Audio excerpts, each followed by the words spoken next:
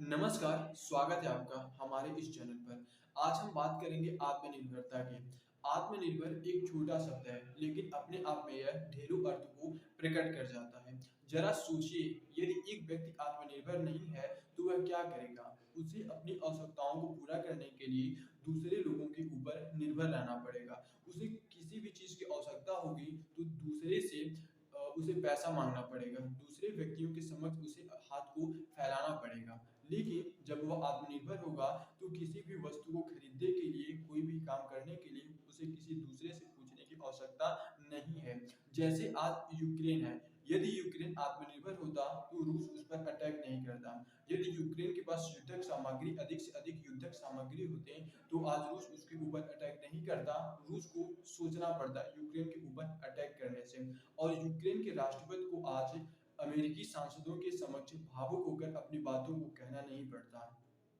Ukraine आज पूरे विश्व स्तर पर सबसे यह कह रहा है कि आप हमारी मदद कीजिए, जिससे हम रूस का सामना कर सकें। रूस एक आत्मनिर्भर कंट्री है और इसी के कारण वह यूक्रेन को परास्त करता हुआ चला जा रहा है। अंतर्राष्ट्रीय स्तर पर यूक्रेन की सहायता करने के लिए तो अलग-अलग कंट्रियाँ उस सामने आ रही हैं, लेकिन क्या कर रही हैं? वो सीधे उसे सहायता नहीं कर रही हैं। उसे ना ही युद्धक सामग्री दे रही हैं, गोला, हथियार, बारूद कुछ भी नहीं दे रहे हैं और ना ही अपने सैनिकों को भेज रहे हैं। वही कंट्री जिनके बल पर यूक्रेन रूस से युद्ध करने के लिए खड़ा हुआ, वही कंट्री ने आज हाथ खड़ा कर दिया है। अमेरिका और नाटो के बल पर ही यूक्रेन रूस से युद्ध करने के लिए साहस कर सका। लेकिन आज अमेरिका और नाटो ने यूक्रेन की मदद करने से इनकार कर दिया। मदद करने के नाम पर अलग-अलग कंट्रियाँ अंतर्राष्ट्रीय स्तर पर रूस पर केवल आर्थिक प्रतिबंध लगा रही हैं, जो कि यह एक अच्छा कदम नहीं है। यदि यूक्रेन की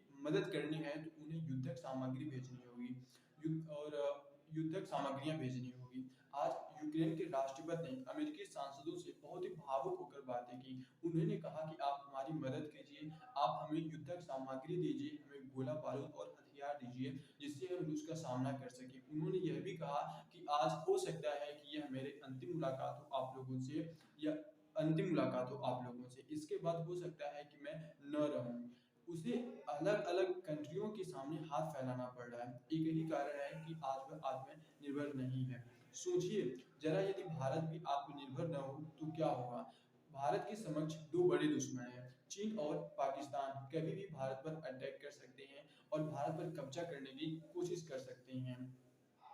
और यदि भारत आत्मनिर्भर नहीं होगा, तो ये संभव है कि वो दोनों अटैक करके भारत को परास्त कर सकते हैं और भारत पर कब्जा कर सकते हैं। इसलिए भारत के लिए भी यह बहुत ही आवश्यक है कि हम आत्मनिर्भर बनें। हम भारत के प्रधानमंत्री को धन्यवाद करते हैं कि उन्होंने इस आत्मनिर्भर भारत की ओर कदम बढ़ाया है। हमें आत्मनिर्भर बनने की आवश्यकता है। सोचिए, जब भारत ने परमाणु हथियार का परीक्षण किया था, तो उस समय अलग-अलग कंट्रियों ने भारत का विरोध किया था।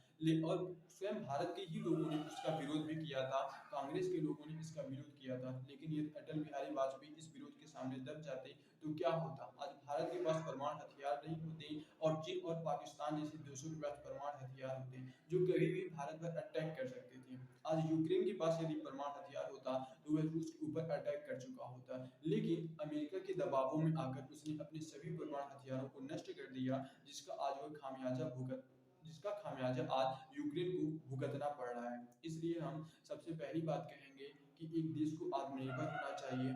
एक देश आत्मनिर्भर कैसे हो सकता है? जब वहाँ के लोग, वहाँ की जनता आत्मनिर्भर होगी, तभी एक देश आत्मनिर्भर हो सकता है और यह हमारे लिए बहुत ही आवश्यक है, आत्मनिर्भर बनना।